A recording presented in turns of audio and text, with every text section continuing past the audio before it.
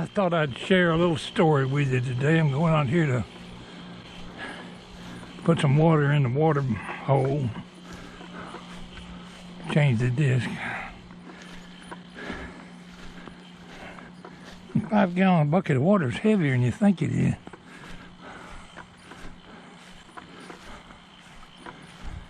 Anyway, had to go to Walmart today and refill some prescription medicine. I'm waiting in line for my turn to turn in my prescription. A little boy standing there with his mama ahead of me in line. I said, boy, you need to tie your shoe. He might have been about 5. His mother looked at him like, yeah, he does need his shoe tied. He squatted down and tried to tie it and went through the motions, but he never got it tied. But I pretended like I thought he did and didn't notice that it wasn't tied, but he thought he had tied it. Anyway, he looked over there in Walmart's row over and seen some pumpkins or Halloween decorations. And, see them pumpkins over there? I said, yeah, I see them pumpkins. Getting time for Halloween. Pretty soon you can go out and get you some candy from somebody. I'm going to get 3 pieces of candy, he said. Anyway, it brought a story to mind. We lived in Eau Gallie, Florida, on Jasmine Street. Well, the battery's still good. That's one good thing. Anyway, it was Halloween, and I'm not sure how old we were. We were old enough to know better. I probably was 12. Might even been 13. Well, my brother and I had spent most of the day raking. We had a big live oak tree in the front yard, and we had spent a large portion of the day raking up them leaves. Had a big pile of leaves. It's getting on time to dark for people to come trick-or-treating. Well, we done got a little bit too big to be going around trick-or-treating, so we figured we'd do some tricking. I got one of them brainstorms. Sometimes you get a brainstorm and carry it out, and it turned out to be a bad idea. I looked at that pile of leaves and thought, I know what I'm going to do. I went in the house, in the laundry room somewhere, and found an old pair of jeans and a shirt, and we tied the shirt to the pants like a person and stuffed them pants and, tied a knot in the sleeve, the legs, or tied it off with a string, I don't remember. And the shirt, we had to tie it off so we could pack them full of leaves. It was like a dummy or a dead person. Didn't have no head, it was just a shirt and pants. Well, we got up on the top of that tall live oak tree, tied a rope or a heavy-duty string, whatever, to that dummy. Got up in that tree and waited. It was getting on to dark. It got dark pretty fast that time of year. Well, had my plan all worked up. I was going to drop that dummy down out of the tree and scare somebody.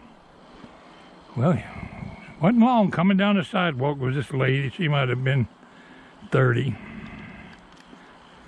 Walking her little boy down the sidewalk, and I didn't think. I should have known better.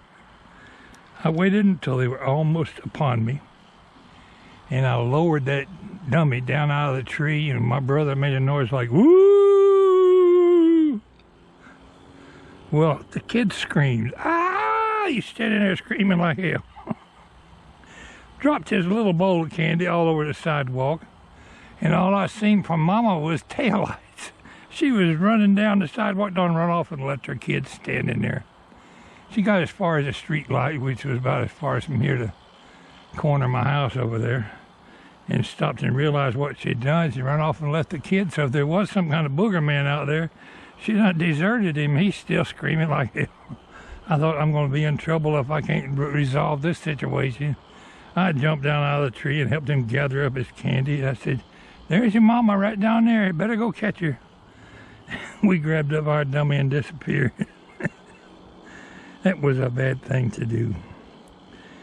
But she was down there just looking sheepish as hell like, oh my God, I done run off and left my kid. I might have told this story before, but it's worth telling again. How many of you people did some practical jokes or tricks on Halloween that you probably shouldn't have done? I hope I got that turned on right. Battery was still good.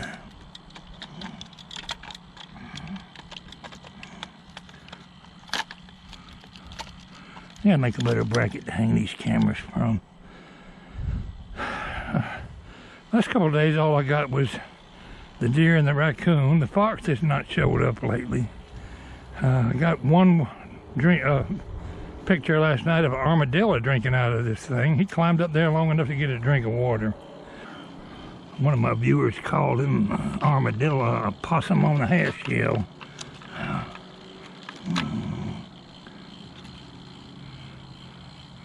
Yep, battery's still good.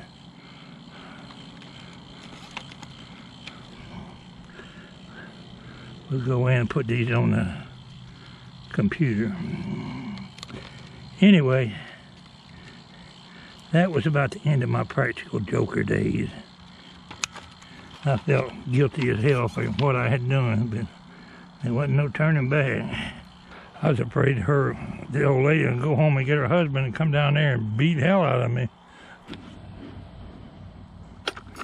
While I'm talking about Florida, somebody asked the other day what we're feeding these critters. There's what it is right there. Corn.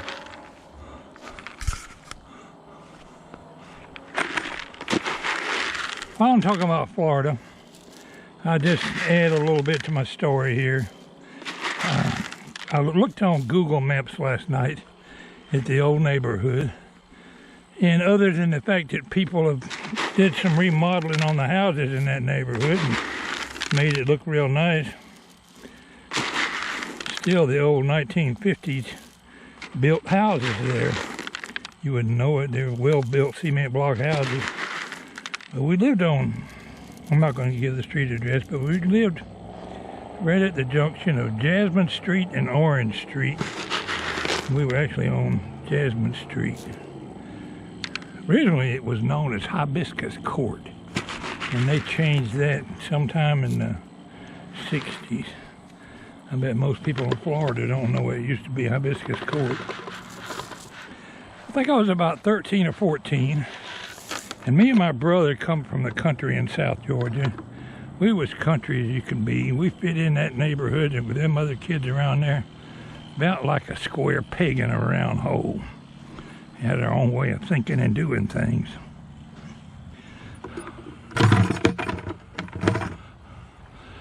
Well, we were barefooted that night. It was well after dark. My stepsister was there keeping an eye on us because both parents were working. And she said, I need some cigarettes. Go to Billups. Well, right down at the other end of Orange Street was a Billups, B-I-L-L-U-P-S, Billups filling station, gas station. So we went down there and got her a pack of cigarettes. It cost 26 cents. Well, on the way back, it was getting time for our movie on TV or something. I don't know what might have been on that night, but we were running down the sidewalk, barefooted now, at full speed. And my brother was scurrying, but he was outrunning me, and I'm trying to beat him.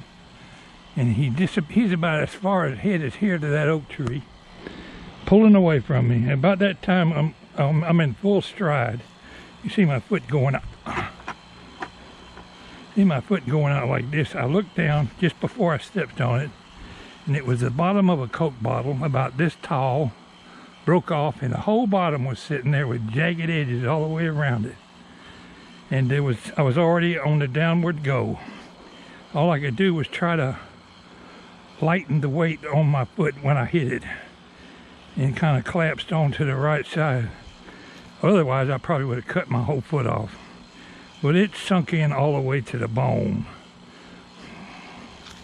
I mean, I had a gash, a little big deep thing, probably that wide, and I'm bleeding like a stuck hog. I looked up there for my brother, and he done plumb out of sight. So I started hollering, Bobby, Bobby, come back, I'm hurt. And fortunately, he come back laughing. I outran you. I said, I need some help. So he piggybacked me the rest of the, oh, it was a good half a block back to the house. We were right by where Azalea Court comes into Jasmine Street. And he piggybacked me to the house, and I'm leaving a trail of blood. Oh, all the way down the sidewalk. Got me to the house, and stepsister says, I don't have a car to take him to the hospital. Went and got a neighbor. Neighbor carried me to the hospital. They sewed my foot up. Had to put the ligaments back together in my left foot with staples or something. So about painful. Getting that sewed back up, it hurt. And I was on crutches for like 3 months. So that might have been my payback for my little antics with tricking people from Halloween. I remember walking on them crutches in high schools, in junior high, so it happened when I was in the 7th or 8th grade. So that means I was 13, 14, 13, I guess. Anyway, I thought I'd share that little story with you. To this day, I've got a huge scar on the bottom of my left foot. If I ever get burned up in a fire, they need to ID me, just look at the scar on the bottom of my foot. Thanks for listening. This is Pwalpar saying y'all have a good day.